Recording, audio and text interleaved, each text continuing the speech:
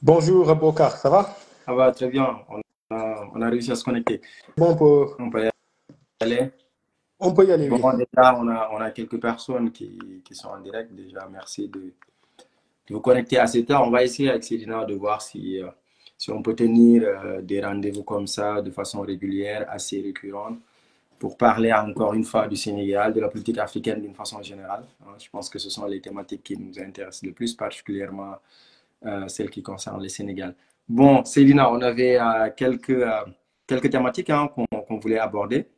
Donc, on va dire que ça sera plutôt un échange, quoi. On va échanger, on va donner des points de vue de façon très Chacun mutuelle. donnera son avis. Hein, Hein. voilà, chacun donnera son avis par rapport à ces thématiques. Donc, je rappelle on peut parler de la nouvelle composition du gouvernement du Sénégal. On va parler des profils, hein. On va parler du débat qui s'est posé. Est-ce qu'il faut intégrer on va dire une nouvelle structure au niveau de la présidence qui se charge des affaires religieuses et de l'intégration des diplômés arabes?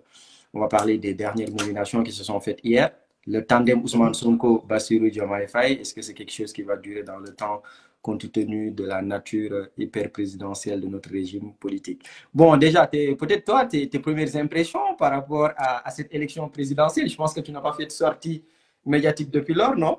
Non, je n'ai pas fait de sortie médiatique là-dessus. Et mes impressions, c'est un peu les impressions des Sénégalais. Hein.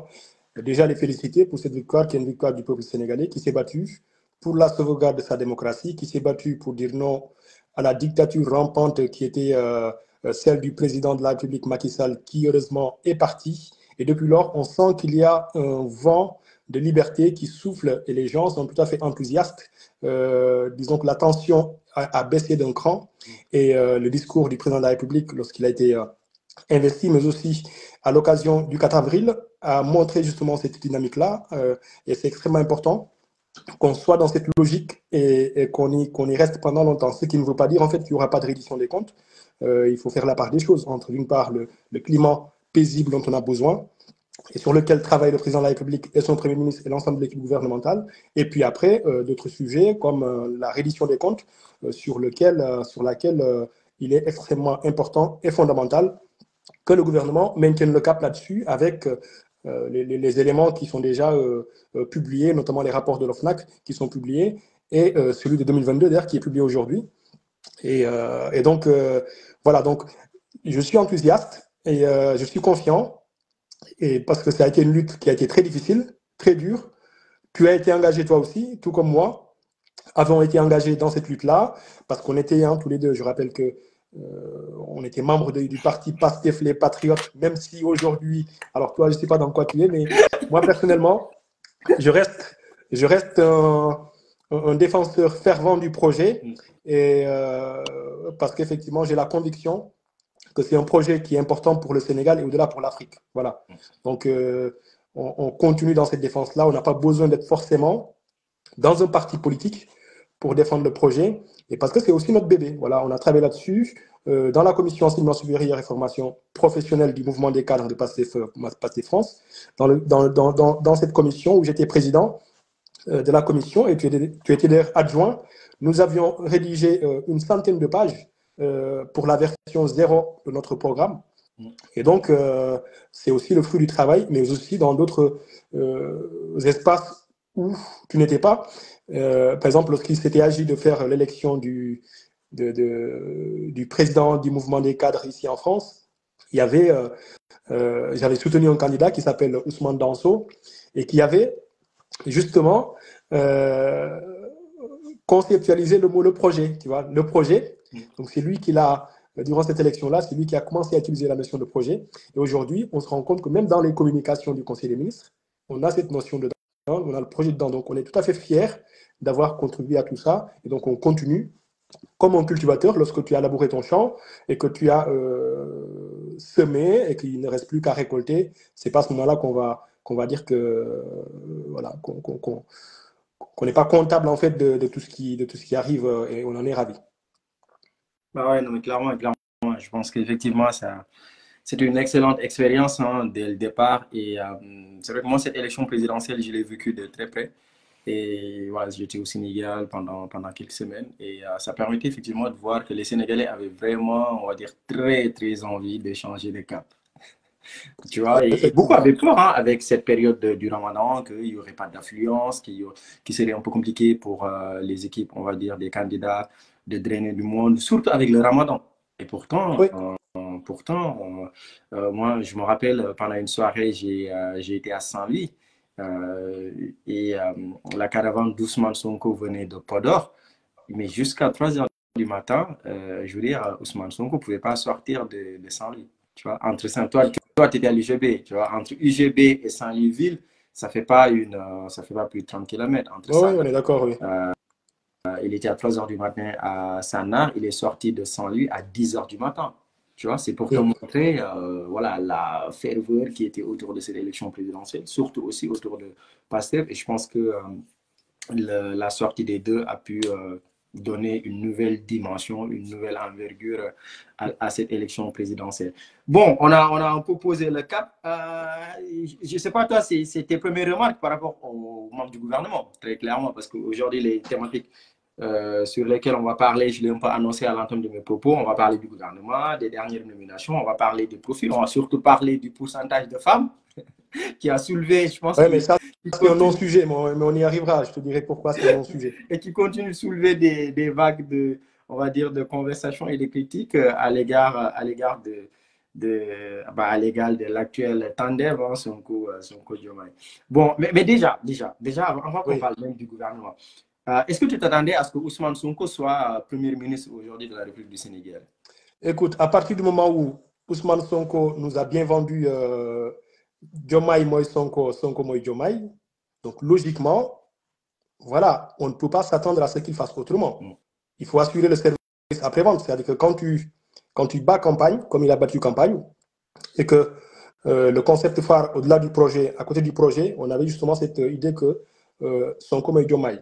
Et justement, il était possible, il a été possible de faire cette conceptualisation, à savoir Sonko Moïse Diomaye, à partir du moment où on se dit que le projet peut être incarné par toute personne, en fait, qui est dans l'appareil politique, et même peut-être même au-delà, et qu'on fait la part des choses, en fait, entre le projet et la personne qui le porte. Et donc, ce qui fait que c'est tout à fait normal, lorsque Ousmane Sonko, depuis 2014 que le parti a été fondé, qu'il en a été le président, qu'il a vécu tout ce qu'il a vécu, et avec la popularité qu'il a, et tout le travail qu'il a abattu. Donc, il est tout à fait logique que, une fois qu'il a fait tout ça, et qu'il a dit aux Sénégalais que lui et Diomaye, ils sont plus ou moins identiques, non pas en tant qu'individus, mais dans le sens où ils ont la même conviction pour défendre le projet, et que c'est un projet, en fait, du parti PASTEF. Donc, à partir de ce moment-là, et bien sûr, des personnes qui ne sont pas membres du parti, mais qui défendent ce projet et qui l'ont porté, parce que la majeure partie des gens qui ont voté pour ce projet-là, c'est des gens qui ne sont pas dans le parti. Donc voilà, à partir du moment où ce travail est fait, il est tout à fait logique, en fait, qu'il y ait une continuité, c'est-à-dire que Sonko Moïse Diomaye, qu'on le retrouve, en fait, au niveau de la présidence de la République et au niveau de la primature. L'inverse, par contre, serait inquiétant. C'est-à-dire que si il nous vend un projet et puis après qu'il s'en lave les mains, là, effectivement, ce serait inquiétant. Et je pense que même le niveau de suivi qu'il y aurait eu, peut-être sans lui, c'est beaucoup plus dramatique, quoi. Moi, je me suis dit quand même à quelque chose malheureux, bon, c'est-à-dire qu'il a voulu être président de la République, il n'en a pas eu l'occasion, mais aujourd'hui, il se retrouve Premier ministre. Et quand il est Premier ministre, dans la définition de la politique publique actuelle, il est au cœur de l'action gouvernementale. C'est-à-dire que lui, aujourd'hui, les ministres rendent compte directement au Premier ministre, tu vois. Et il est dans l'opérationnel. C'est-à-dire que s'il était président de la République, à la place de Diomaye, on va dire, il y aurait forcément un intermédiaire. Voilà, le Premier ministre serait son intermédiaire. Et donc, il y a des choses qui pourraient se passer. On pourrait dire non, mais voilà, le président n'est pas au courant ou ce sont les... Alors que Oui, là, il est vraiment au cœur de l'action. C'est-à-dire qu'il a voulu être président, mais en quelque sorte, c'est comme si c'était un président, quoi, dans la mesure où il est au cœur de l'action gouvernementale. Tu vois, il définit les choses avec les ministres. Ces derniers le rendent compte directement. Et je pense que, est-ce qu'en fin de compte, ce n'est pas la meilleure place, quoi, compte tenu de tout ce qu'il a voulu faire, le regard qu'il a voulu avoir. Et je me suis dit, s'il était président, peut-être qu'il enfin, il y a des choses qui pourraient lui échapper, quoi. Alors que là, en tant que Premier ministre, franchement, il est au cœur de l'affaire, quoi. Il est au cœur de l'affaire et c'est très bien. Voilà, il y a beaucoup à faire pour le Sénégal. C'est un bon duo et nous espérons effectivement que pour la suite aussi de l'aventure, je pense que les gens de Benno, ils sont un peu, ils souhaiteraient justement qu'il y ait, qu'on passe du duo au duel. Mais il n'y aura pas de duel en fait. Ils se trompent. Il n'y aura pas de duel. C'est un duo et ce duo-là, il va faire des merveilles pour le Sénégal. J'en suis convaincu. Ouais, parce qu'après, il y a quelque chose, hein, moi je me suis dit, bah, s'il était président de la République, peut-être que Diomaye ne serait pas forcément Premier ministre, tu vois. La probabilité Aussi, à ce que Diomaye soit Premier ministre, peut-être que voilà, c'était quelque chose qui serait faible. Mais là, on a deux personnes qui ont été au cœur de ce qu'on appelle le projet et qui sont au cœur de l'État.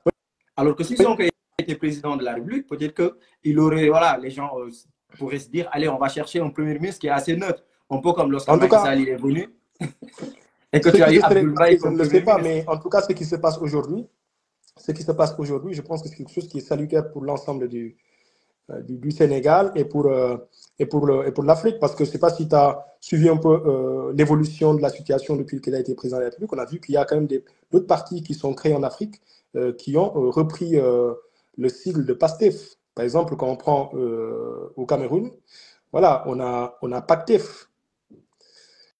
Tu vois, je veux dire qu'il y a un impact qui va au-delà du Sénégal et qui donne en fait une nouvelle orientation, une nouvelle impulsion plutôt, qui ravive la flamme du panafricanisme. Et ça, pour le coup, c'est quelque chose qui est vachement important.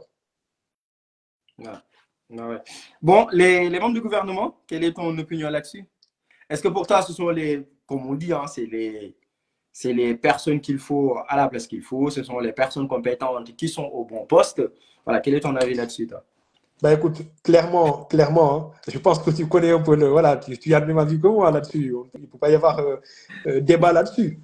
On a vu les profils déjà sur il y a plusieurs choses à dire sur le gouvernement. Il y a effectivement le profil des personnes qui ont été nommées ministres.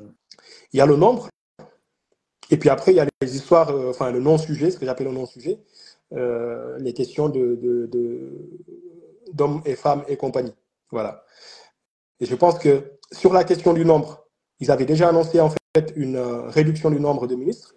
Donc ça, c'est tout à fait salutaire qu'on en arrive en fait à condenser ou à regrouper en tout cas certains portefeuilles ministériels qui étaient éclatés, à les regrouper dans un même ministère. Voilà, donc ça c'est quelque chose qui est vachement important.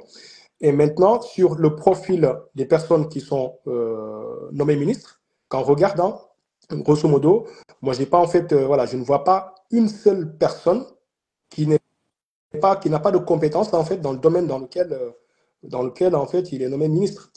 Voilà, on peut après discuter sur une ou deux personnes, mais grosso modo, globalement, sur l'ensemble des ministres qui ont été nommés, je pense que c'est la compétence qui a prévalu et c'est ce qui est important. Parce qu'aujourd'hui, les gens, on a tendance en fait à oublier que le principal, c'est que les personnes qui doivent mener les politiques publiques aient justement l'ensemble des compétences qu'on attend pour qu'ils puissent justement avoir un impact positif sur le panier de la ménagère, comme on dit. Donc, voilà, je pense que là, on a les bons profils, l'équipe est restreinte, et donc, par exemple, si je prends l'exemple de l'agriculture, on a une personne qui a développé pas mal de projets au Sénégal et partout ailleurs en Afrique et dans le monde. Et donc, c'est un profil qui est vachement important, surtout si on veut justement aller dans une dynamique de souveraineté alimentaire. Ouais. Donc voilà, on attend beaucoup justement de ce gouvernement et je pense que la composition, en tout cas, les profils qui ont été mis en avant sont de bons profils. Maintenant, on les jugera au résultat et c'est ça, ce résultat-là qui est important. Hein. Avoir un bon profil, c'est bien. Après, c'est le résultat qu'on va voir et je n'ai pas de doute que les résultats seront là, en tout cas du moins pour une bonne partie des ministres qui ont été nommés. Non, je vois. Non, après moi, je suis OK avec toi hein, sur les profils, sur la restriction du nombre de ministres. Quoi. On n'en arrive pas à 40 ministres, voire même 50. Enfin, oui. Mais par contre, enfin, il y a un fait que je ne trouve pas que ce soit un épiphénomène, c'est-à-dire le nombre Oui. de femmes dans le gouvernement, je trouve que ce n'est pas un épiphénomène. Je trouve qu'on a Oui. quand même 30 ministres où il y a 4 femmes. Le plus important, effectivement, c'est d'avoir une personne qui a les compétences, etc. Mais aujourd'hui, je ne peux pas croire que tu prends, je sais pas, tu prends un ministre, tu prends le ministre de l'économie et des finances, le ministre du plan de la coopération. Enfin, je ne pense pas qu'il n'y ait pas aujourd'hui de femmes qui soient capables de tenir un tel ministère. Aujourd'hui, quand même, lors du dernier recensement, lors du 5e recensement de la population du Sénégal, on a presque le même nombre de femmes que d'hommes au Sénégal. Les femmes constituent allez, 8 millions et quelques. Mais pourquoi? Alors, moi, j'ai une question pour toi, Bokar. Pourquoi est-ce que le critère du sexe doit entrer en jeu dans la composition du gouvernement?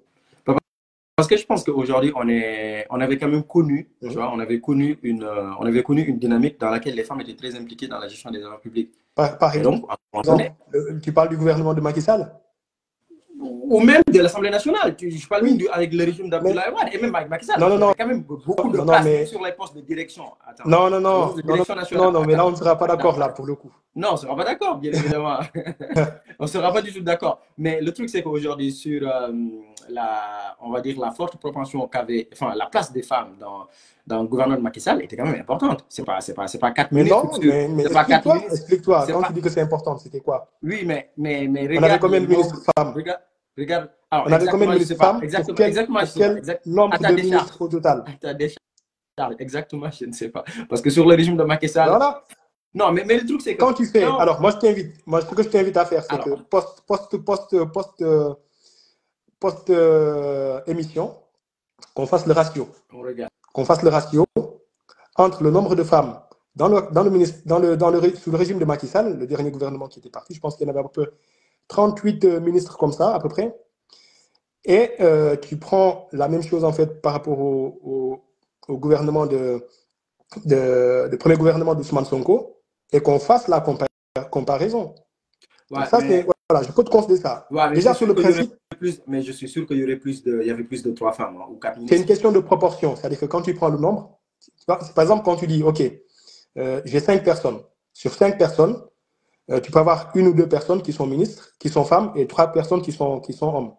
Mais quand tu te retrouves avec 3 personnes, et que tu as 2 personnes qui sont femmes et 1 personne qui est homme, c'est pas la même proportion. C'est une question de proportion, c'est-à-dire de pourcentage. Il faut faire le ratio entre le nombre que nous avons de ministres au total et le nombre de femmes qu'il y a. Tu vois? Ouais, mais ensuite, non, je vois. Après, c'est pas forcément. C'est les gens, enfin. C'est discriminatoire, en fait. C'est discriminatoire. Justement. Non, mais ceux qui critiquent. Non, mais c'est une personne. À un moment donné, il faut. En fonction de son sexe. À un moment donné, je pense qu'il faut qu'on fasse une certaine discrimination positive. Ça s'est fait à l'école. Moi, je me rappelle quand j'étais à l'école, il y avait cette discrimination positive à l'égard des filles. Tu vois? C'est-à-dire que les filles qui avaient une certaine moyenne, je te donne un exemple. Parce qu'on s'est rendu compte qu'il y avait un abandon assez massif de filles au niveau de l'école. Les filles abandonnées. Tu sais pourquoi la compétence est importante, Bokar? Non, mais. Aujourd'hui, si tu vas à l'hôpital, je ne te le souhaite pas, tu vas à l'hôpital, on doit te faire une opération, on te dit qu'il y a une équipe, en fait, qui est composée de 4 femmes et un homme. Mais c'est les personnes qui peuvent te soigner parce que c'est les personnes qui connaissent justement, et qui savent très bien comment te soigner. Tu vas te soucier de savoir s'il y a un pourcentage de 50% d'hommes ou de femmes. C'est quoi qui est important? Est-ce que c'est qu'on te soigne ou c'est la composition de l'équipe qui va t'opérer? Tu vois? Quand on est imagine, tu es dans un avion qui va cracher. On te dit, bah écoute, on avait 2 hommes qui sont les pilotes. L'avion va cracher. Ils sont tous morts parce que, voilà, pour X raisons. Et donc, du coup, s'il y a pas, on se pose la question, est-ce qu'il y a quelqu'un dans l'avion qui puisse piloter l'avion pour éviter le crash? Tu vas te poser la question, est-ce que c'est un homme ou une femme? Ou ce qui va t'intéresser, c'est est-ce qu'il arrive en fait à faire ce qu'on souhaite faire, justement? C'est pour ça que la compétence est importante. Il n'y a aucune entreprise en France où on choisit les gens sur la base du sexe. Ça s'appelle de la discrimination.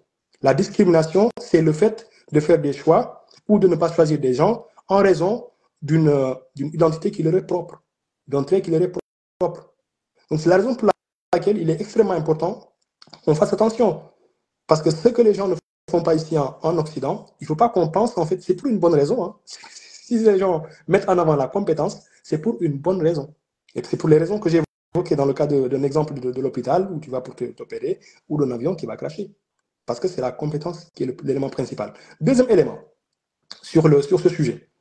Quand tu prends l'ensemble des ministères qui existent au Sénégal, tu sais, lorsqu'en fait, une fois que les décrets ils paraissent, on a ce qu'on appelle le décret qui porte répartition des services de l'État.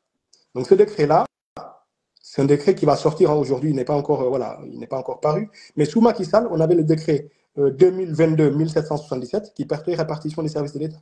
Et dans les décrets précédents, on a dans tous les ministères, en fait, ce qu'on appelle la cellule genre et équité. Cellule genre et équité, cette cellule-là, elle est transversale. On la retrouve dans tous les ministères, en fait. Et c'est parce que justement, ce qui est important, c'est que le résultat des politiques publiques, qu'il n'y ait pas de discrimination. C'est-à-dire que quand on a un ministre qui est homme ou qui est femme, lorsqu'il met en œuvre des politiques publiques, que le résultat en fait de ces politiques publiques conduise à une inclusion de la plus grande majorité des populations. C'est ça qui est important, c'est le résultat final qui est important. Parce que quand tu prends une femme, imaginons par exemple le ministère des Affaires étrangères et de la souveraineté africaine, je pense que c'est comme ça que ça s'intitule. Est-ce qu'elle va mettre en place, elle va mener une politique pour les femmes, parce que les femmes, tu vois, c'est ça en fait. Elle ne va pas mener une politique parce qu'elle est femme. Elle mène une politique, même si elle est femme, elle mène une politique pour l'ensemble en fait du peuple sénégalais. Le président de la République, il ne peut être qu'une seule personne. On va dire quoi? Que c'est un homme et donc il ne va pas mener des politiques en faveur des femmes. Et la discrimination, ça a un sens en fait, parce que les gens ils vont très vite en besogne. Le sexisme, par exemple, c'est la discrimination lorsqu'elle s'appuie sur le sexe, ce qu'on appelle le sexisme. On voit des gens qui disent ah ben, il y a du sexisme, il y a de la discrimination. La discrimination, c'est le fait justement de retenir le critère, un critère, soit physique, par exemple sexuel, ou de religion, ou autre, pour recruter une personne ou ne pas la recruter. C'est ça la discrimination. Et donc, si on se met à faire ça, c'est qu'on commence à faire de la discrimination. Qu'on l'appelle positive ou pas, c'est de la discrimination. Et le président de la République, c'est lui qui a les prérogatives en fait de nommer ses ministres. Oui, mais le truc, donc, on ne peut pas lui refuser. Donc voilà, pour toutes ces raisons-là, ouais. Tu vois, voilà, je pense qu'il faut que les gens reviennent un peu à la raison, quoi. Non, mais moi, je pense que les gens qui, en tout cas, qui portent ces critiques-là ne disent pas, ou en tout cas ne font pas l'éloge de juste nommer des femmes pour nommer des femmes.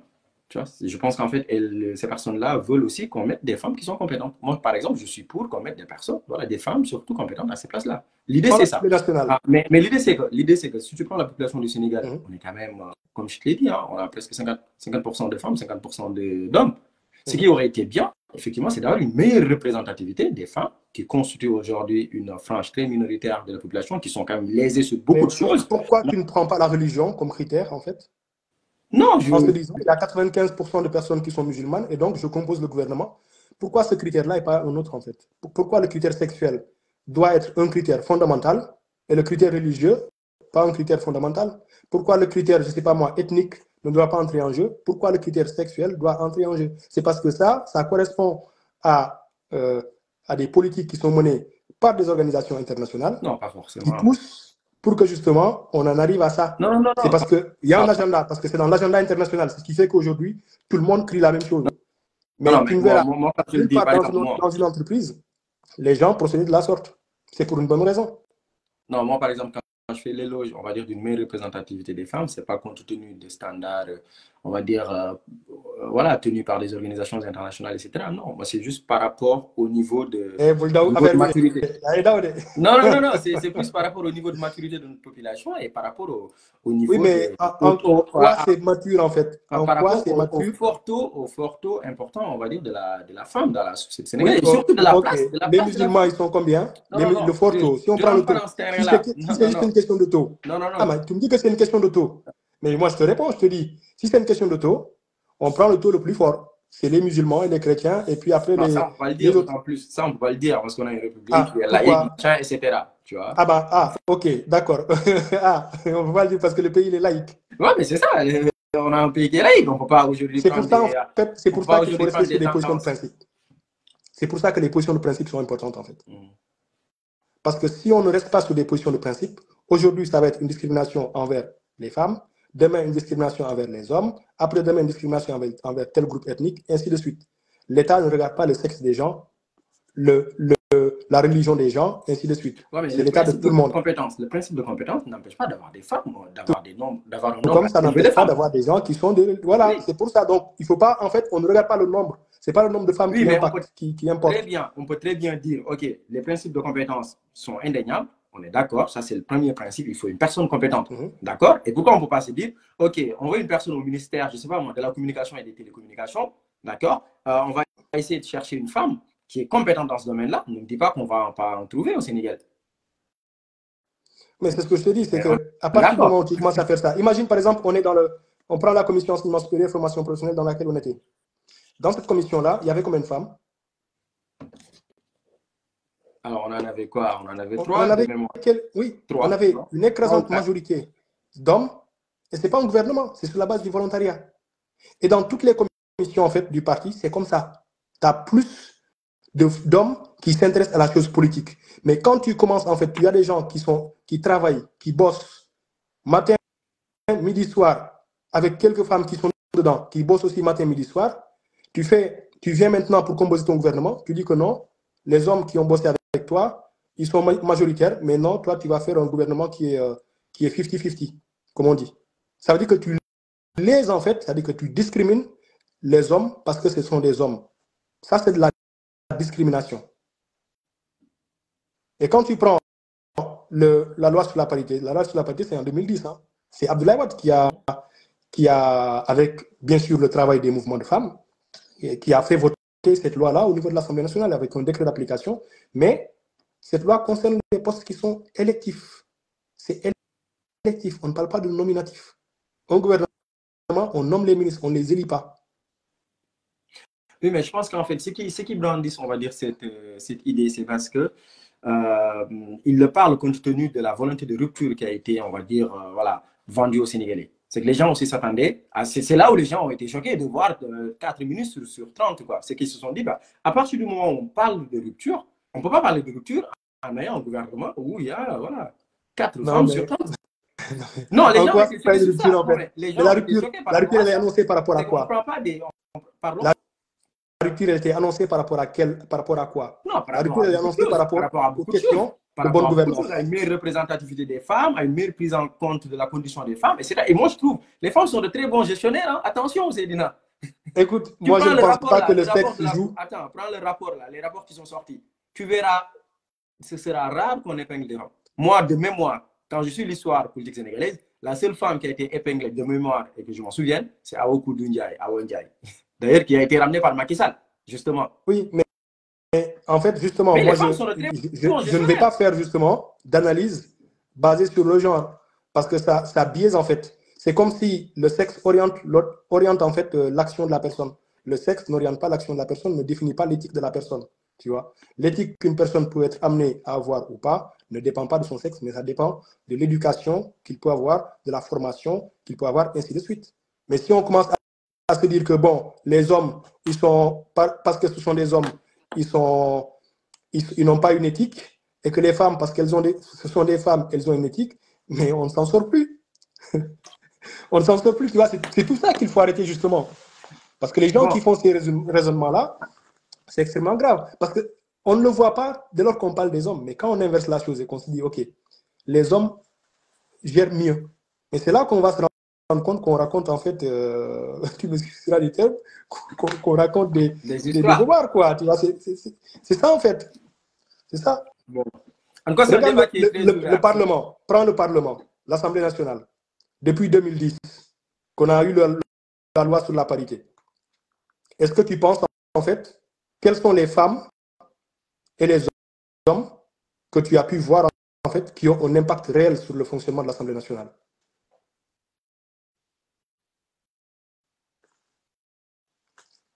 Tu penses que c'était pas... Ouais. Non, je vois ce que tu veux dire. C'est ça en fait. Il faut pas qu'on nous endort en fait. Aujourd'hui, on a pas mal d'organisations internationales qui sont dans le rôle. Hein. Je ne leur nie pas en fait ça. Ils sont dans le rôle. Mais ce qui est extrêmement important, c'est qu'on sache qu'on n'est pas dans une logique de séparatisme en fait. Il ne faut pas qu'on nous mette dans la tête comme quoi on serait en guerre contre les femmes. On n'est pas en guerre contre les femmes. On n'est pas dans une logique de séparatisme. comme c'est le cas voilà, dans certains pays dans le monde. Il faut qu'on refuse cette logique-là. Et je suis content qu'on passe du ministère de la femme au ministère de la famille. C'est important ça. Bref, on n'a pas rentré dans tous les détails. Sur les histoires de genre, tu vois, l'origine du concept, on aurait pu rentrer dans ce détail-là. L'origine du concept de genre, d'où est-ce que ça vient, quelles sont les connexions avec certains milieux et certains groupuscules, certains lobbies. On aurait pu rentrer dans ce débat-là, hein, mais on pourra le faire une prochaine fois si tu veux. Bon, en tout cas, c'est un sujet qui est très ouvert, un débat qu'on peut prolonger. Je pense qu'il y a beaucoup de choses à dire là-dessus. Qu'est-ce que toi tu penses de en tout cas sur, tu sais, lors du dernier Conseil des ministres, il a été créé la direction des affaires religieuses et la volonté d'intégrer les personnes diplômées de langue arabe. Oui. Ça a aussi soulevé un débat. Ça aussi, ça a soulevé un débat. Tu sais, les intellectuels, ils aiment les débats. Hein? Les intellectuels, on aime trop les débats sur les virgules et les points-virgules. Mais après, c'est qui fait que alors, parfois... moi, je t'avoue, peut-être que je donnerai mes impressions en premier. Au niveau de la présidence de la République du Sénégal, on a beaucoup de directions. Tu vois, on a vraiment beaucoup de directions. Et moi, quand je l'ai vu d'emblée, je me suis dit, ah, quand même, pourquoi on crée au niveau de la présidence déjà une direction des affaires religieuses et aussi une cellule qui gère l'intégration des personnes diplômées de langue arabe. Je me suis dit, ben, tiens, en fait, cette structure, on pouvait très bien, on va dire, l'intégrer au niveau du ministère soit de l'enseignement supérieur et de la recherche, soit auprès du ministère de la formation professionnelle. Après, peut-être l'enseignement arabe n'est pas forcément un enseignement professionnel, mais l'ambition, c'est que ces personnes puissent intégrer le marché professionnel du Sénégal. Le marché de l'emploi, le marché de l'emploi, c'est là aussi compliqué. Donc, je me suis dit, bah, pourquoi on ne pouvait pas les intégrer au niveau de ces deux ministères et pourquoi forcément rattacher ça au niveau de la présidence? Et donc, je comprends effectivement les personnes qui se disent, mais là aussi, on rentre dans une dynamique de discrimination. C'est comme ce qu'on disait tout à l'heure. Parce qu'aujourd'hui, au Sénégal, il y a des personnes qui sont diplômées de langue russe, il y en a qui sont diplômés de langue allemande, qui ont tout aussi des problématiques d'insertion professionnelle, comme ceux qui sont diplômés de langue arabe, tu vois. Et aussi, cette cellule qui va gérer maintenant les affaires religieuses de la République du Sénégal, c'est vrai qu'il y avait cette volonté au niveau lors de la campagne électorale, cette volonté de mieux gérer, on va dire, le culte religieux au Sénégal par les tenants, on va dire, de l'actuel pouvoir. Mais voilà, moi, ce que j'en pense personnellement, c'est qu'on pouvait très bien rattacher ça au niveau de l'enseignement supérieur ou de la formation professionnelle. D'accord. Ça aurait été quelque chose de vraiment bien. Maintenant, le culte religieux, est-ce qu'il fallait une direction spéciale? Est-ce que c'est une meilleure idée de l'avoir logé à la présidence? Ça, c'est discutable, tu vois. Mais là-dessus, on va dire, le point sur lequel je suis très, très dubitatif, c'est de pouvoir faire une direction spécialement conçue pour ceux qui sont diplômés de langue arabe. Encore une fois, c'est une problématique qui se pose. L'emploi des jeunes, je pense que voilà, c'est d'une façon générale, c'est une grosse problématique au Sénégal. Je pense qu'on pourra faire un sujet dessus. Oui. C'est vrai que ceux qui sont diplômés de langue française ont plus de facilité d'intégrer le marché de l'emploi au Sénégal. Ça aussi, c'est une réalité. Voilà, la plupart des concours qui sont faits au Sénégal, ce sont des concours pour les personnes qui sont diplômées de langue française. Les diplômés de langue arabe ont plus de mal. Ça, c'est une réalité. Je ne sais pas, toi, quel est ton point de vue par rapport à cette... je ne sais pas si on peut l'appeler innovation. Non, c'est même pas c'est pas une innovation dans l'absolu. C'est pas une innovation parce que, encore une fois, quand tu regardes le décret là dont je te parlais, le décret 2022-1777 de 2022, tu verras que on avait justement dans ce décret-là une structure qui s'appelait Bureau d'assistance aux DARA et aux diplômés de l'enseignement arabe. Pas quelque chose qui est nouveau. C'est quelque chose qui existait et qui était logé à la présidence de la République sous Macky Sall. Après, pour quelle raison il l'a fait? Peut-être que la question s'est posée. Ils se sont rendus compte peut-être qu'il y a un fort taux de personnes effectivement qui suivent l'enseignement arabe mais qui par la suite ne trouvent pas de job. Mais effectivement, moi je peux faire des concessions sur le fait qu'effectivement ça peut être logé ici ou là. Hein. C'est pas ça le sujet. Mais le plus important toujours, c'est le résultat. Voilà, pour moi, c'est toujours le résultat. Quand on met une politique publique, qu'on s'assure que l'ensemble des personnes de nationalité sénégalaise qui sont en droit de pouvoir bénéficier de cette politique publique-là puissent en bénéficier. Donc, à partir du moment où ça s'est fait, moi, ça me convient. Après, maintenant, que ça soit logé ici ou là, présidence de la République, ou alors que ce soit logé, je ne sais pas moi, dans un ministère, Le principal étant que le résultat qui est attendu, le résultat escompté, soit atteint. Après, ça pose aussi la question des orientations, en fait, de l'orientation, de la politique d'orientation au Sénégal. Et que comment est-ce que, et les curricula aussi, quoi, c'est-à-dire que les formations qui sont dispensées. Si on en arrive à une situation où on dispense des formations et qu'on se rend compte que les gens, effectivement, qui sont formés ne trouvent pas d'emploi, et ça, c'est une problématique qui concerne aussi bien les personnes qui sont diplômées, qui ont une formation arabe, et les autres personnes qui ont une formation en français. Peut-être que si on fait la proportion, en termes de pourcentage, on verra que peut-être que voilà, les choses sont plus ou moins égales. Je ne sais pas. Donc, il faut faire des études plus précises là-dessus pour savoir ce qu'il en est. Après, il y a la question maintenant de la laïcité qui est agitée ici ou là. Moi, j'aime bien revenir en fait à chaque fois sur les concepts. Voilà, de refaire un peu une définition, c'est quoi la laïcité. Les gens ont tendance à tout confondre. La laïcité ne veut pas dire que l'État il est laïque. L'État n'a pas de religion. L'État n'a pas de religion parce que l'État, ce n'est pas une personne. Voilà, ce n'est pas une personne physique, il n'aura pas de religion. Et quand on prend maintenant, quand on prend les personnes prises individuellement, on ne peut pas leur dire en fait que les personnes ne doivent pas en fait avoir de religion. La liberté de conscience, c'est ce qui permet d'avoir une religion. Et ce principe de liberté de conscience-là, qui fait partie de la liberté de façon générale, fait que les gens peuvent avoir justement là une religion, croire à une religion et la pratiquer, tout en faisant en sorte que l'État reste laïque. Ça veut dire que l'État n'a pas de religion et qu'il ne fait pas de préférence entre les différentes religions qui existent dans le territoire, dans son territoire. Et donc ça, je ne pense pas que la laïcité soit menacée parce qu'il y a une direction qui est créée ici ou là. Ça ne change pas en fait grand-chose. Par contre, là où effectivement, je pense qu'on doit travailler, que le gouvernement en est conscient, c'est sur la transparence dans la gestion justement des affaires religieuses. Parce qu'aujourd'hui, on sait qu'il y a des manettes qui font la navette entre la présidence et les différents foyers religieux. Quand je dis manette, c'est pour symboliser en fait les transferts d'argent. Hein. Ça ne veut pas dire qu'il y a des valises qui partent, mais c'est à titre voilà, d'image. Et donc ça, il faut qu'on soit en capacité justement de tracer ces flux financiers et de s'assurer que ça ne soit pas un moyen aussi de détourner de l'argent public.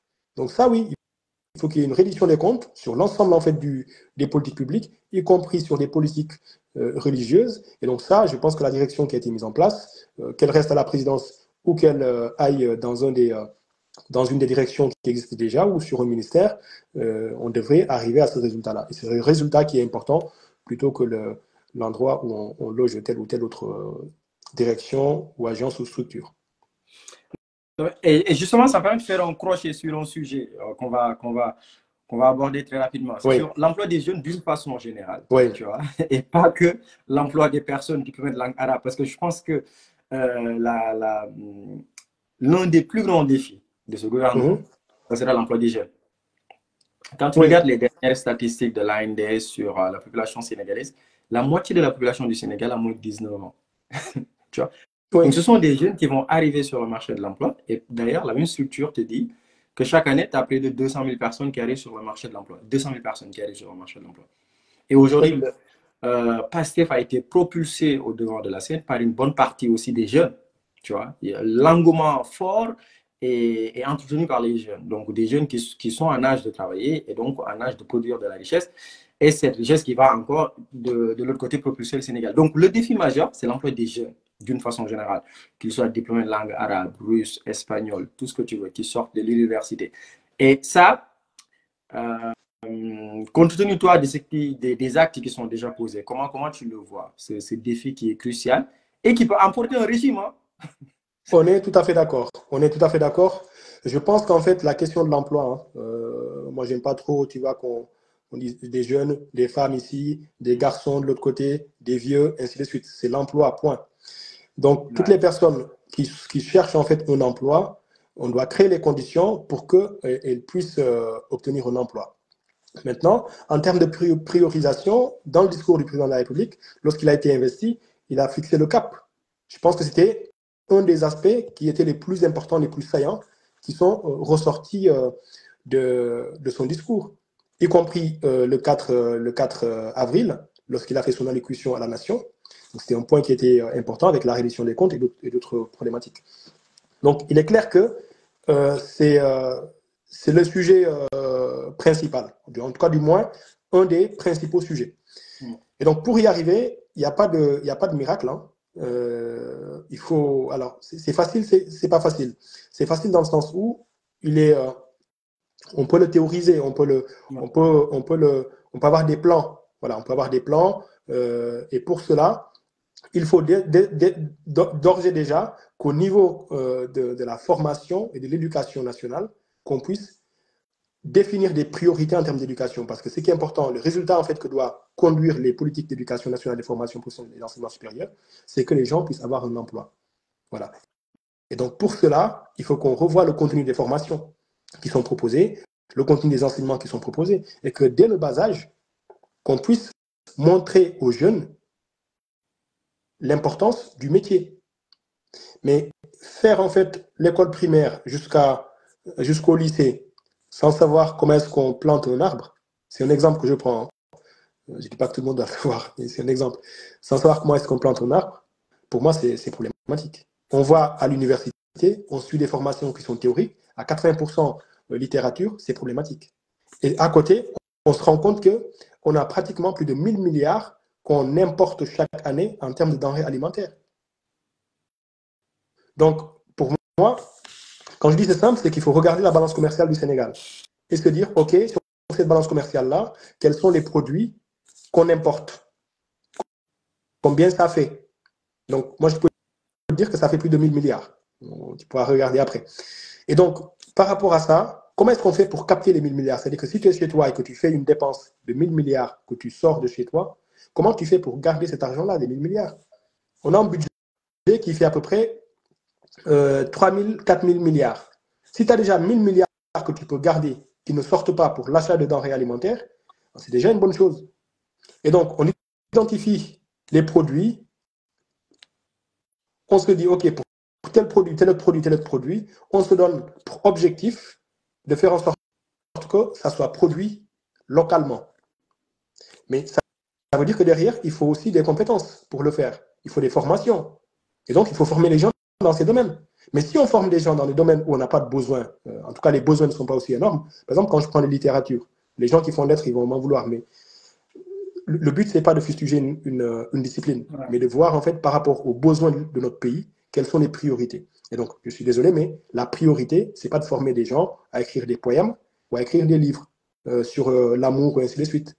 La première priorité, les gens, lorsqu'ils ont faim, quand tu as faim, qu'on te donne un bouquin et un livre, enfin un bouquin et à manger, je pense que la majeure partie des gens en tout cas ceux qui raisonnent, ils vont se dire, je vais manger d'abord. Tu vois. Et donc, formation, et qu'on arrête d'orienter tout le monde à Dakar, en fait, parce que ça n'a pas de sens. On est Dakar, ça fait 0,3% du territoire national. 0,3%. Et qui concentre près de 20% de la population. Donc, c'est une poudrière, hein, je peux te dire. 3 millions. Donc, 3 il faut qu'on millions arrête d'orienter les jeunes. Il faut qu'on arrête d'orienter les jeunes à Dakar, en fait, et qu'on les oriente dans des universités, dans des instituts de formation qu'on va mettre dans les campagnes pour qu'ils aillent travailler dans la campagne.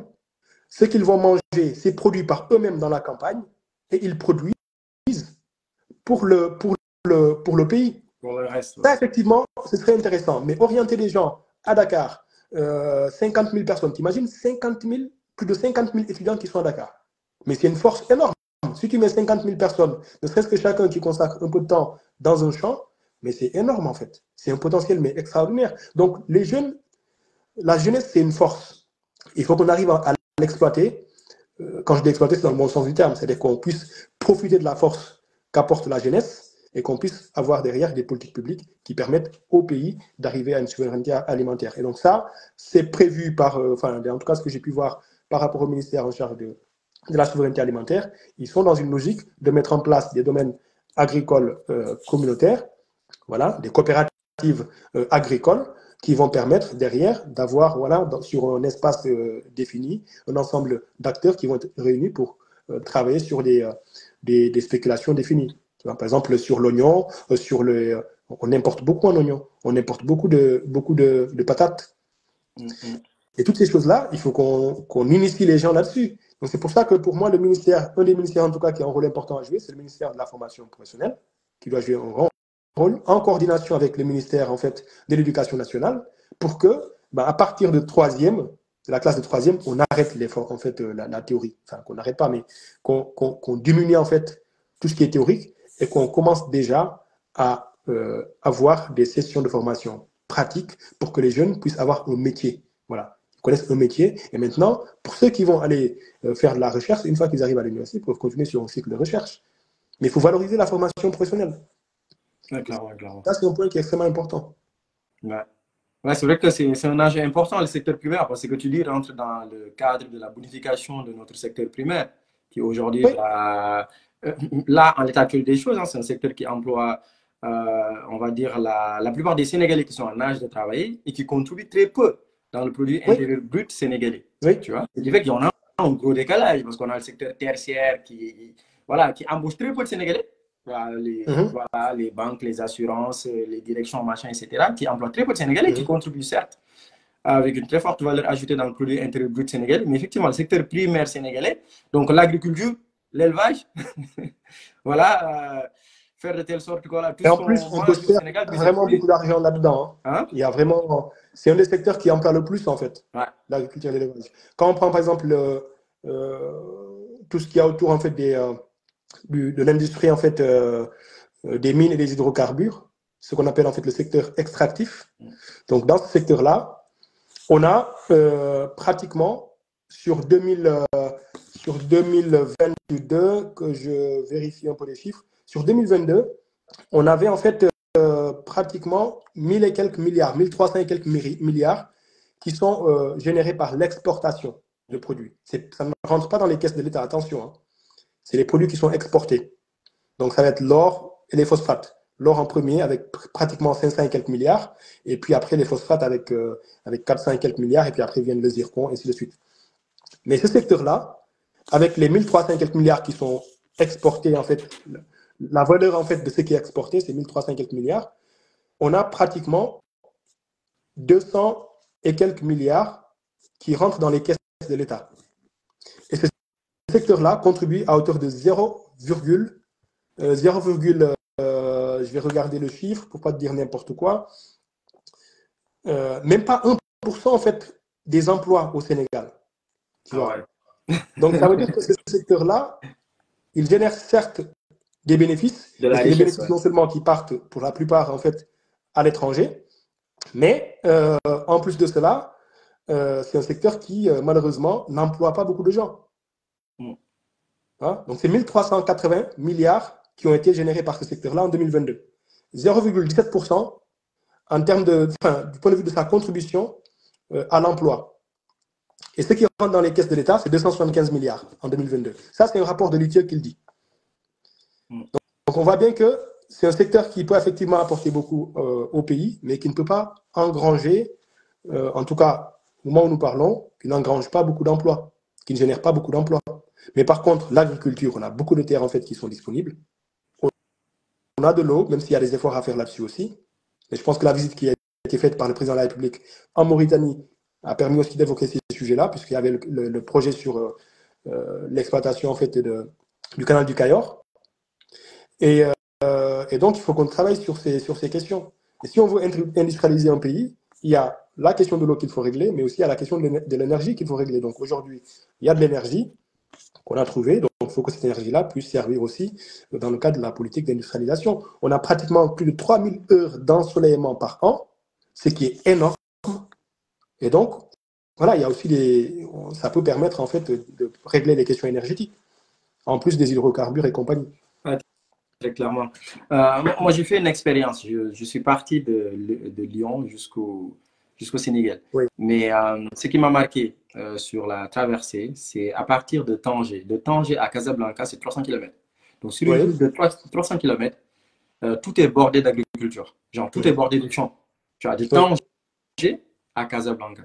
Ça fait 300 km. De part et d'autre, c'est des grands, tu vois, de grands champs agricoles qui sont cultivés. Tu vois, en permanence. Ce qui fait d'ailleurs au Sénégal, tu as beaucoup de, on va dire, de fruits et légumes marocains qui rentrent au Sénégal. Tu vois, parce que le Maroc, ils produisent beaucoup en termes d'agriculture. Et quand je compare avec le Sénégal, quand je suis rentré à partir de Rosso, Sénégal, la seule zone au Sénégal où tu vois vraiment des masses de terre en termes agricoles, c'est le nord du Sénégal.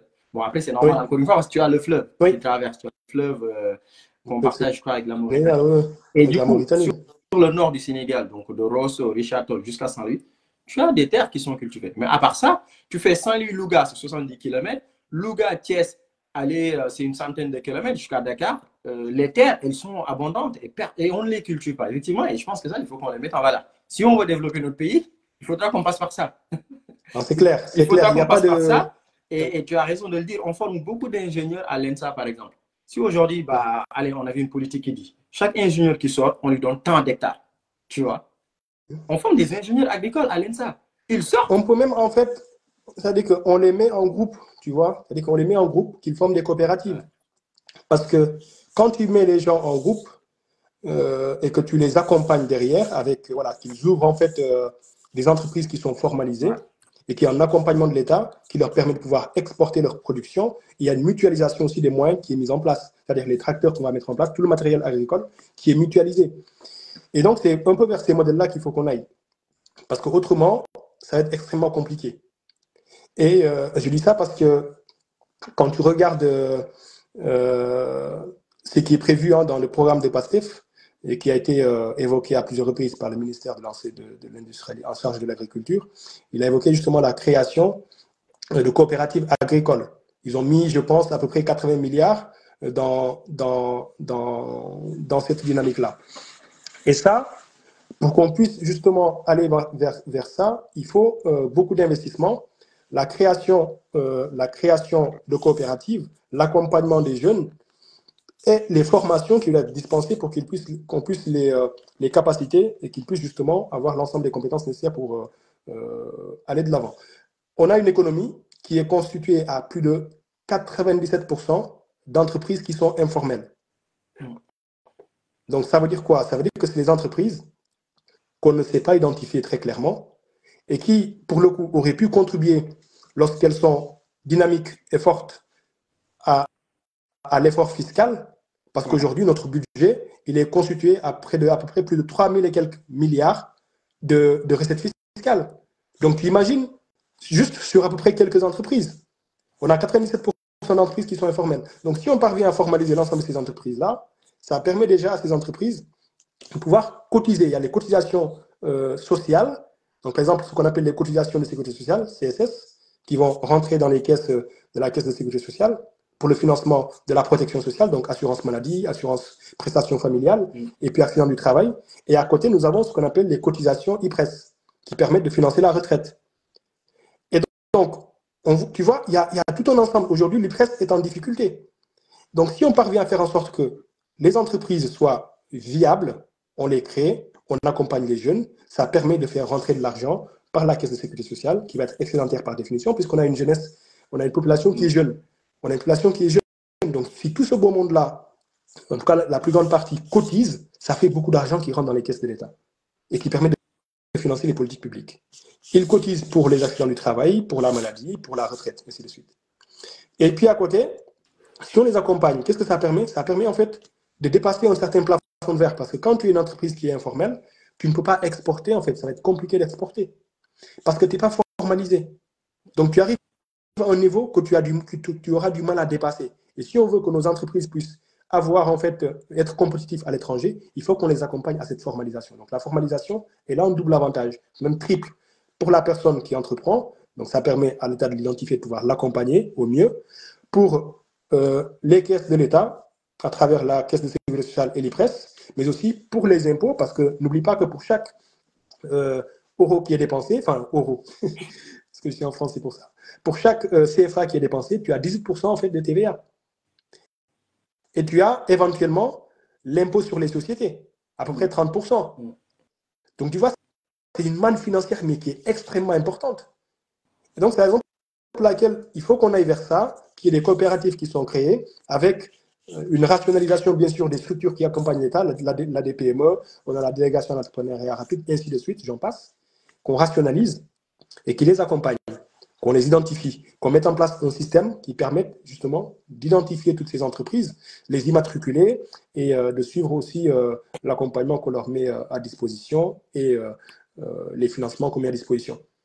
Donc, c'est un levier important de financement des politiques publiques. Ouais, parfait. Je pense que, ouais, et puis je pense que ça serait une très bonne stratégie. Hein. Beaucoup de mannes financières qui reviendraient à l'État, on incite les gens à l'entrepreneuriat, parce qu'aujourd'hui, bah, ça sera l'une des solutions hein, fondamentalement. Hein. C'est d'inciter les jeunes à créer des entreprises, d'inciter les diasporiens et diasporiennes à créer des entreprises au Sénégal et de recruter des jeunes. Ça sera un sujet sur lequel on pourra potentiellement revenir. On va finir par on va dire le dernier casting d'hier. Hein? Oui. Alors, il y a Major qui demande en fait, c'est quoi la solution pour la formalisation des entreprises? Mais c'est qui? Major Colli. D'accord. Qui me dit, c'est quoi la solution pour formaliser les entreprises? Mais c'est pas diable, il faut d'abord une volonté politique. Il faut une volonté politique. Je pense que cette volonté politique-là, le contexte y est favorable et que donc il faut aller vers ça. Donc ça, c'est le premier élément. Le second élément, c'est qu'il faut des outils. Il faut des outils et une stratégie. Les outils, ça va être en fait toutes les applications qu'on va mettre en place, les outils digitaux qu'on va mettre en place pour pouvoir justement identifier ces entreprises dans un répertoire dédié. Ça peut être, voilà, il y a des gens qui s'y connaissent dans le blockchain, donc ça peut être des trucs comme ça. Donc on identifie ces entreprises-là et puis après il y a la stratégie qui est le troisième élément. C'est que si on commence par dire aux entreprises en fait qu'on les immatricule pour qu'ils puissent payer de l'impôt, le discours va passer mal. Mais par contre, si on y va dans une logique non pas de type colonial, comme parce que le colon, lorsqu'il avait effectivement mis en place les impôts, c'était dans cette logique-là. C'était une logique justement d'exploitation des populations. Et donc, il faut qu'on sorte de cette logique, qu'on soit dans une logique d'accompagnement dans un premier temps. On se dit, OK, les entreprises qui sont formalisées, elles vont bénéficier d'un accompagnement pour cette formalisation qui est gratuite. Deuxièmement, quand elles sont formalisées, les personnes qui sont les porteurs du projet, qui sont dans l'entreprise en tout cas, le dirigeant et ses associés par exemple, obtiennent une couverture maladie qui est gratuite pendant un certain temps. Deuxième chose. Troisième chose, qu'on dise, les cotisations sont exonérées pendant un certain temps. Et quatrième chose, les impôts sont exonérés pendant un certain temps. Quand tu fais ça, tu vas pouvoir en fait engranger, tu vas pouvoir enrôler beaucoup d'entreprises en fait qui sont dans l'informel, qui n'attendent qu'à être accompagnées. En plus, si tu mets des financements derrière, ils n'auront pas d'autres. Enfin, ils verront leur intérêt. Et ça, c'est extrêmement important parce qu'une entreprise qui démarre, en général, première année, deuxième année, troisième année, tu te cherches. Et c'est souvent quatrième année, cinquième année que tu vas pouvoir être bien et pouvoir commencer à payer des cotisations. Mais si dès la première année, on te dit qu'il faut payer l'impôt, qu'il faut payer la TVA, qu'il faut payer les cotisations sociales, qu'il faut payer les cotisations IPRES, ben les gens, ils vont être réticents. Et c'est tout à fait compréhensible. Donc, il faut tout cela pour qu'on puisse arriver à ça.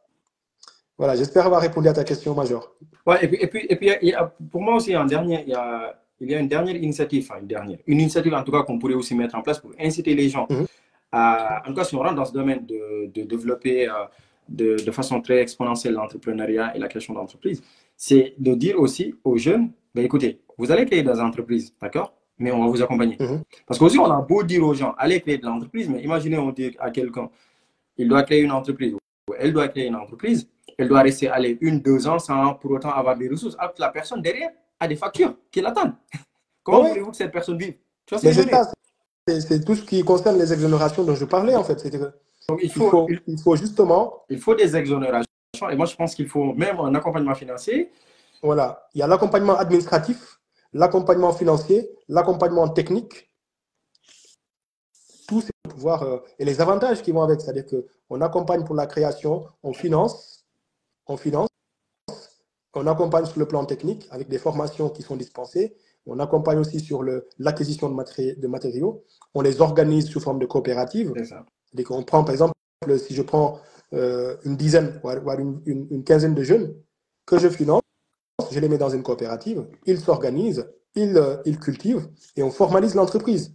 Et que c'est une des conditions, on formalise l'entreprise et puis après, il y a une exonération pendant un certain nombre d'années en termes de cotisation sociale, IPRES et caisse de sécurité sociale, en termes d'impôts et de TVA. Donc, à partir de là, les gens vont y voir leur intérêt. Et ça, si c'est fait, ma conviction, et que les entrepreneurs vont, voilà, les gens vont venir en fait voir l'État pour se formaliser. Ouais, clairement, et puis c'est vraiment l'une des solutions parce que derrière, si leur entreprise se développe, ils pourront recruter d'autres Sénégalais, développer leur entreprise, etc., etc. Bon, on revient sur un dernier élément, c'est le casting d'hier qui a été fait sur des postes de direction. Alors, Oui, depuis hier, je vois des discussions qui s'enflent un peu dans les médias sociaux. dans tous les sens. C'est de dire, Oui. mais on nous avait dit qu'il y aurait un appel à candidature sur certains postes de direction, alors que là, en l'espèce, ce sont directement des nominations qui se sont faites directement. Comment tu vois ça sur et comme ça, on clôt ce chapitre sur ce sujet-là. Écoute, c'est toujours les débats des intellectuels. Hein. Tu sais, les intellectuels, ils aiment voir les virgules et les points-virgules.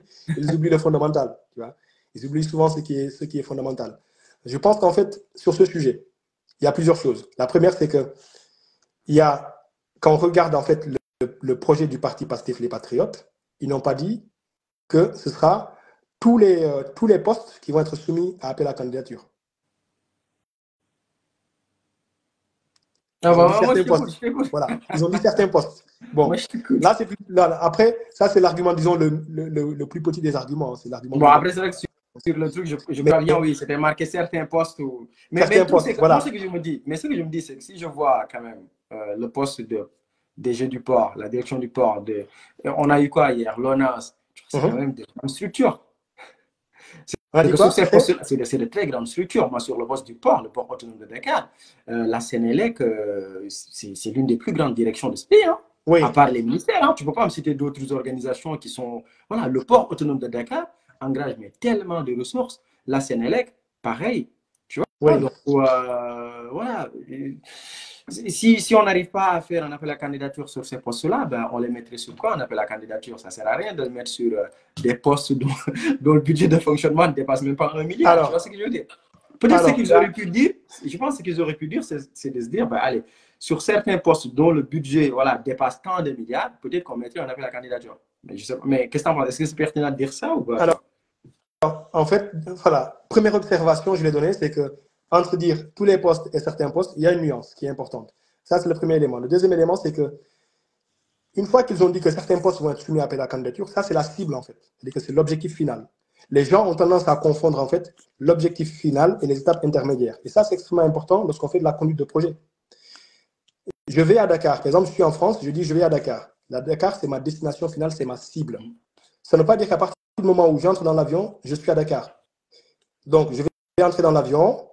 Déjà, de chez moi, il faut que je prenne quelque chose, que je parte à l'aéroport. Donc, je vais faire une étape. Ensuite, de l'aéroport, je vais aller peut-être, c'est pas moi, en Espagne. J'atterris là-bas, donc seconde étape. Et puis, je prends l'avion. Je passe de l'Espagne à Dakar. Donc, il ne faut pas confondre en fait la cible, qui est la destination finale, de l'itinéraire, qui est l'ensemble des étapes par lesquelles tu passes pour arriver à cette cible-là. La cible, c'est d'arriver à un appel à candidature. Les différentes étapes, dans un premier temps, on est dans une dynamique où l'État doit passer des mains de l'opposition actuelle, Benno Bokk Yakaar, au parti au pouvoir actuellement, qui est le parti Pastef, c'est la coalition qui l'a porté au pouvoir. Donc pour cela, on ne peut pas attendre que l'ensemble, en fait, on ne peut pas attendre la cible, la phase cible. Cette phase cible-là nécessite de travailler sur la réglementation applicable, c'est-à-dire qu'on dise, voici le texte de loi qui organise justement ces appels à candidature, voici les procédures qu'on met en place, voici les outils qu'on met à disposition, ça va être des outils, soit des logiciels, enfin des applications ou autres, des sites internet qu'on met en place pour justement afficher ces offres-là, le processus, les procédures, une fois quand je dépose, ça passe par tel endroit, ensuite ça passe par tel autre endroit, ensuite ça arrive là, et le contrôle qui doit être fait pour justement être en capacité de s'assurer qu'il n'y a pas de détournement justement de la procédure. Donc tu vois qu'il y a un ensemble de choses, de préalables qu'il faut mettre en place pour arriver à ça. Donc dans l'immédiat, on ne peut pas le faire en fait, parce que ça c'est dans la phase cible qu'on peut faire ça. Dans une première phase, il faut déjà qu'on s'assure que le pouvoir quitte des mains de l'opposition actuelle, en tout cas de l'ancien pouvoir, vers le nouveau pouvoir. Et aujourd'hui, concrètement, le pouvoir politique, il est entre les mains et du parti au pouvoir et de l'opposition. Je te parle de l'exécutif. Tu vas me dire comment, hein? Comment ça se fait? Alors, je vais t'expliquer parce que tu as, dans l'exécutif, donc on a les trois pouvoirs qui existent au Sénégal, le pouvoir exécutif, le pouvoir législatif et le pouvoir judiciaire.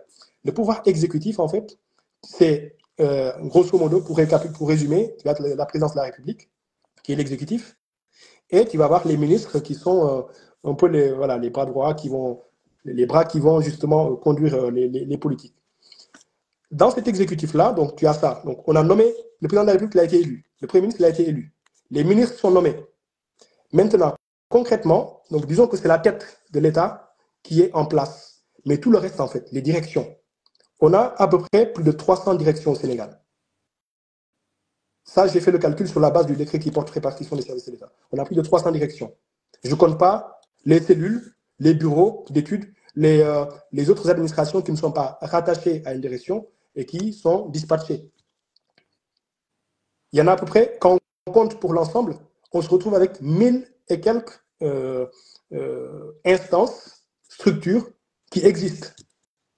Donc, sur ces 1000 et quelques structures, l'équipe de direction, donc le ministère, en fait, le ministre, son équipe avec laquelle il travaille, ça va être les directeurs généraux. Donc aujourd'hui, les directions générales, donc le corps de l'État et le bas de l'État, est entre les mains de l'ancien pouvoir. Mais qu'est-ce que les gens veulent? Ils veulent avoir un gouvernement, un président de la République, un ministre, un premier ministre et des ministres, et puis le reste de l'État, le laisser au parti qui est au pouvoir, à l'ancien parti au pouvoir, le régime de Macky Sall. Donc il faut, en attendant d'arriver à cette cible-là, qu'on puisse changer justement les équipes.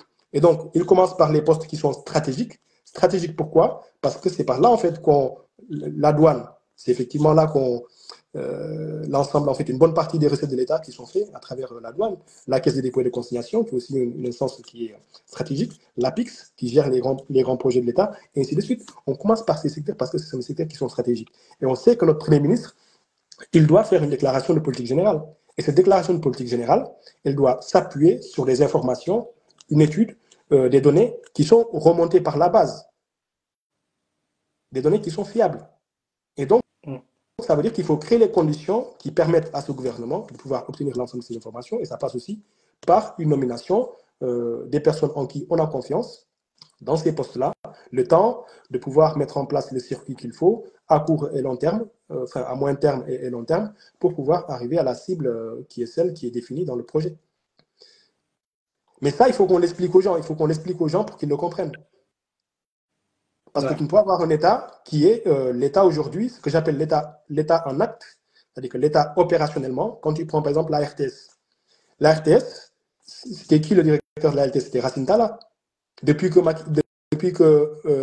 il est élu, il a prêté serment le 2 avril, le président Diomaye Faye, jusqu'à hier, c'était Racine Talla qui était le DG. Et les gens fustigeaient justement les pratiques qui persistaient au niveau de la RTS parce qu'ils se rendaient compte effectivement qu'il n'y avait pas de changement. Mais c'est parce que justement c'est Racine Talla qui est le DG et c'est lui qui est en contact avec les opérationnels, ceux qui traduisent en actes les orientations. Et donc là, on change de référentiel politique, de politique publique, on passe du PSE vers le projet. Il est important que l'équipe projet aussi change. Voilà, on ne peut pas avoir l'ancien régime qui est là pour mener une politique du nouveau régime. Ça n'a pas de sens. Et donc, pour toi, la meilleure chose, c'est que, enfin, pas la à meilleure terme, chose, mais on arrivera à ça. Ouais, vas-y. Non, c'est bon, j'ai terminé. Non, ouais, je disais, du coup, pour être pragmatique, il faut qu'on nomme directement aux emplois civils et militaires. Sinon, qu'est-ce que tu fais? Imagine, qu'est-ce que tu fais d'autre? C'est-à-dire que tu laisses l'opposition, la nouvelle opposition, avoir en fait le pouvoir politique sur le terrain. Mais c'est ça que ça veut dire en fait. Si tu laisses Mamour Diallo à l'ONAS, tu laisses Racine Talla à la RTS, ainsi de suite, mais ça veut dire que concrètement, l'État est entre les mains de l'opposition actuelle, c'est-à-dire que de Benno Bokk Yakaar en fait. C'est ça que ça veut dire. Mais au nom de quoi on va faire ça? Au nom de quel principe on devrait faire ça? La volonté populaire s'est exprimée, le président il a été élu, pour mettre en œuvre une politique bien précise, qui est le projet. Ce projet-là, pour pouvoir le mettre en œuvre, on a besoin d'avoir des personnes qui en connaissent la substance, qui adhèrent à ce projet et qui puissent le mettre en œuvre. Et donc là, il est extrêmement important qu'on récupère le pouvoir au quotidien. Tu vois, la tête de l'État, elle est déjà récupérée, mais maintenant, il faut le corps. Si tu as une tête qui te dit fais ça et que le corps ne suit pas, mais ma foi, tu n'avances pas. Et donc, il faut qu'on récupère l'ensemble de l'État. Ouais, le corps opérationnel. C'est ça, c'est ça. Et le corps opérationnel, c'est les directions. C'est dans les directions qu'on a effectivement les fonctionnaires qui vont mettre en œuvre les directives qui sont édictées par l'équipe de direction. L'équipe de direction suit les orientations stratégiques qui sont définies par le ministère, puis lui-même suit les instructions du Premier ministre ou du Président de la République. Qui eux-mêmes définissent la politique de la nation. Hein? Bon, Seydina, c'était un plaisir. Ben, écoute, plaisir partagé. On va essayer de tenir, si on a le temps et si nos calendriers, on va dire professionnels, nous le permettent, de tenir un rendez-vous peut-être hebdomadaire sur des thématiques diverses ou des thématiques en tout cas publiques qui touchent le Sénégal et le fonctionnement de la République pour voilà, aborder tout ça de façon plus posée et de façon plus pragmatique. Avec plaisir, Bokar. Bon, merci à toi. Merci on ne sera pas d'accord tout le temps, je te préviens. Non, c'est ça. Je vais défendre mes avis. Hein. C'est ça qui est bien. On n'est pas forcément d'accord, mais le plus important, c'est qu'on respecte les avis. Effectivement. C'est ça la charme de notre démocratie, quoi. Bon, merci à tous. Merci à toutes les personnes qui nous ont suivis. Et puis, on se dit à très bientôt pour un nouveau contenu sur Facebook, sur YouTube, sur les thématiques qui touchent le Sénégal et qui impactent aussi l'Afrique. Allez, salut. À bientôt. Salut.